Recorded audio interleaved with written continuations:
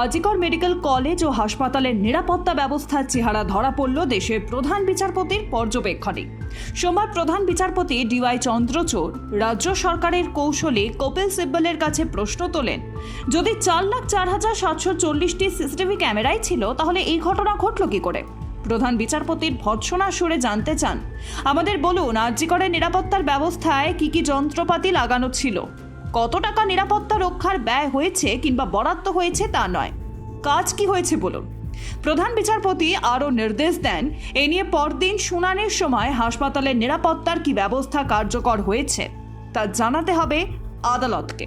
এদিন আজিকর কাণ্ডের প্রতিবাদে জুনিয়র ডাক্তারদের কর্মবিরতিতে রাজ্যের একাধিক হাসপাতালে অন্তত 23 জনের মৃত্যু হয়েছে। শীর্ষ আদালতের সওয়াল রাজ্যের আইনজীবী কপিল সিব্বলের।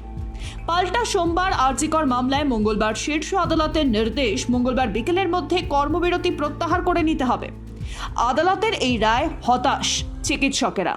ঘটনা ঘটেছিল 8 অগস্ট, আজকে হচ্ছে 9 সেপ্টেম্বর। আমি সহ প্রত্যেকটা আন্দোলনকারী, কিংবা কোনো জনসাধারণ থেকে আরম্ভ করে প্রত্যেক স্তরের মানুষ ভেবেছিল আজকে হয়তো বিচার আসবে বা বিচারের আলো আজকে একটু হলেও আমরা সেই আলোর সন্ধান পাবো। কিন্তু যেটা যা দেখছি এই মুহূর্তে, যে শুনছি যে বিচার ব্যবস্থা প্রতি আস্থা তো উঠে যাওয়ার মতনই। আমাদের একটাই কথা, প্রথম কথা আমরা জাস্টিস চাই। জাস্টিস যতক্ষণ না পাচ্ছে ততক্ষণ জুনিয়র ডক্টররা সিআইএসএফ একটা আর্জি করে দিয়েছে। এখন যদি সিআইএসএফ কোথায় তাহলে সেখানে তাকে দিয়ে দেবে। সাগর দত্তে তাহলে এই ঝামেলা হচ্ছে। ভিতরে ঢুকে যদি কাউকে মার্ডার রেপ করা হয় তাহলে কি তারা বলে সিআইএসএফ জবাব দিয়ে তোমাদের সুরক্ষা দিয়ে হলো তোমরা কাজ করো?